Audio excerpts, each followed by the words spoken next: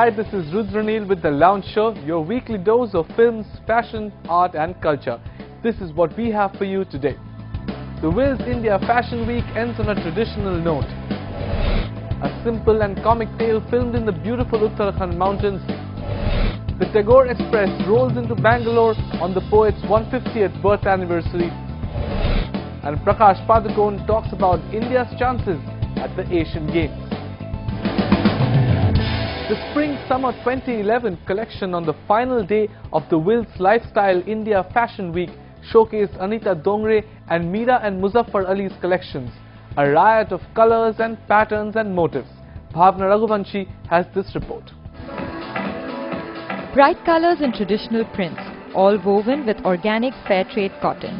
Anita Dongre's 2011 Spring-Summer collection was on display in all its splendor on the final day of the Wills Lifestyle India Fashion Week. Titled Grassroots, it boasted of warm pinks, bright yellows and cool blues and greens in relaxed silhouettes. Anita's trademark flirtatious necklines made their presence too. I just like doing feminine clothes. For me, a woman should look feminine. I like women who are curvaceous. I like to make clothes for... I just like to make pretty clothes, and that's what I love doing.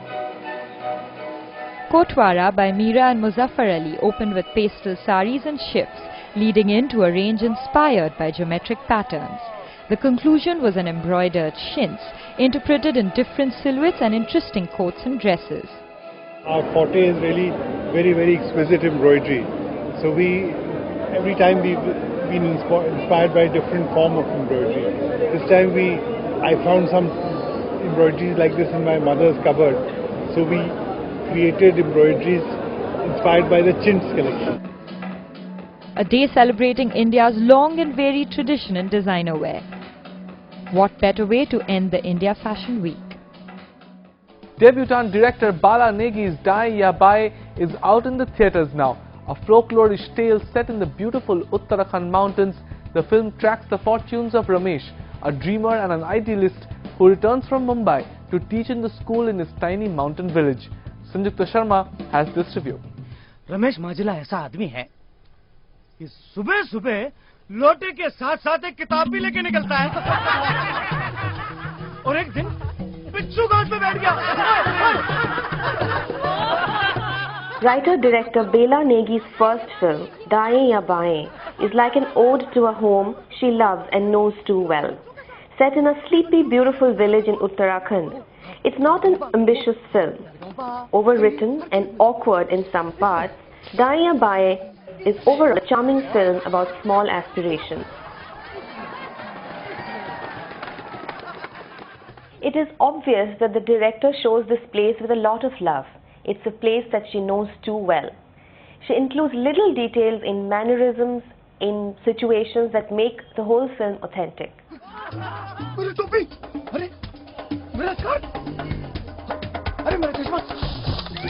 The film's protagonist Ramesh Majila, played by Deepak Doprial, is a poet and writer who has returned from Mumbai.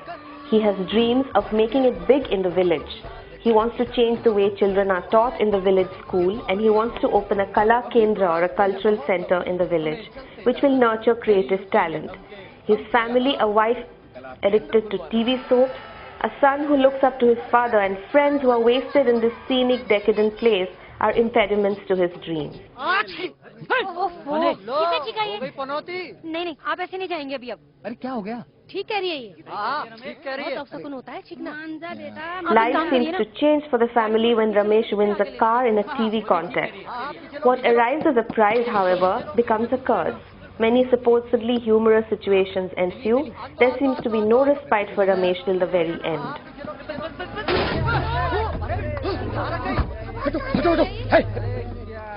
बड़े लंबे सफर पे जाना है रमेश. अभी और practice करनी होगी. The only really good thing that stands out about this film is its story. It is an original, unpretentious story, but as it progresses, the execution turns shoddy in most parts. सुनिए सुनिए सुनिए सब लोग सुनिए.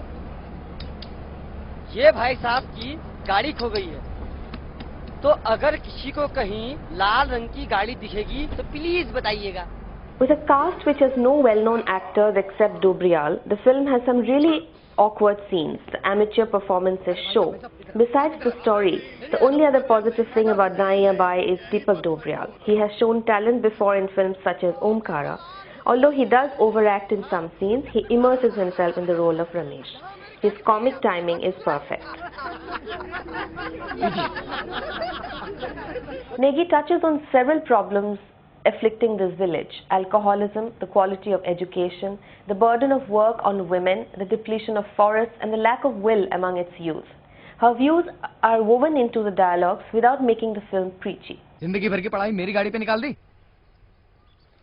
चलो भगा ऐसे। Daya By is not a brilliant debut or a great Bollywood entertainer. It is charming in the way some Iranian films of the 1990s were charming. Iconic poet, author and playwright Rabindranath Tagore's 150th birth anniversary is being celebrated in a novel way. The master's life and works are on display in a train called the Sanskrit Express that has been travelling through India for almost 6 months now. Pavitra Jayaraman boarded the train on its arrival in Bangalore. The Sanskrit Express chugged into Bangalore's Cantonment Railway Station on 25th October, a unique museum on wheels taking the life and works of Rabindranath Tagore through India. Spread over 5 coaches, the Tagore train has been travelling since May and has been met with a kind of response less mobile museums can only dream of. Studying in an art college, I discover also printing is a new way, and it's not sufficient one when I see Tagore printing in the time. Right. Like every time I'm getting the new meanings through this, his colors, his representation of the work. Each coach has a distinctive display. One houses exhibits from the poet laureate's personal life that feature rare portraits and family photographs. One focuses on his poetry. Another one displays his paintings. The Sanskriti Express's next stop is Hubli, after which it proceeds to Goa. Indian origin stand-up comic and actor Rajiv Verma is in demand in New York. His one-man multiple personalities act called Dearranged Marriage is now showing off-Broadway after extensive tours through New Zealand, Australia, South Africa and Malaysia. Vaishali Jain witnessed this comedy of errors based around an Indian family trying to fix their son's marriage. From Neetu Patel to Mohan Bhai to Dilip Uncle, the versatility of New Zealand-born actor Rajiv Verma is seen in Deranged Marriage, a comedy play on arranged marriages and NRI family life. And Verma is the only actor in the show, playing all 8 characters. Deranged Marriage is based on more of my creative partner's life. His name is Tarun Mohanbhai, and he's a Gujarati Indian stand-up comedian in New Zealand. And he grew up and worked in a corner shop, and his experiences kind of is what the show is based on. Verma plays Sanjay Gupta, the 29-year-old son of immigrants who dreams of a career in stand-up comedy and tries all he can to avoid his nagging parents' push for an arranged marriage. The show brings to life the trials and tribulations Sanjay faces, played through several characters, including his parents, his wife-to-be, and his sleazy playboy friend. His song and dance routines and dramatic acting gestures commanded a New York audience's attention at a performance last week that he was playing on stage to a full house. But it wasn't always easy.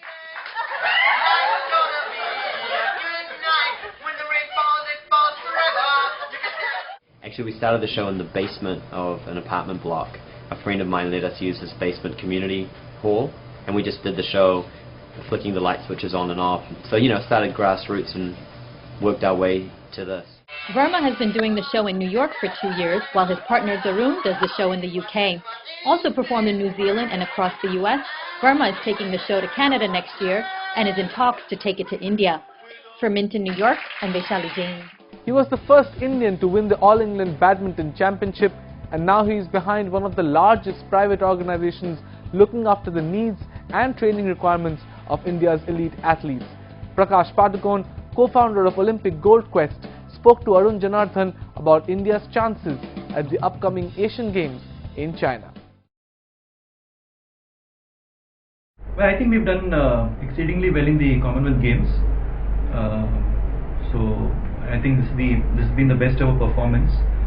I think the competition at the Asian Games would be definitely tougher in most of the sports.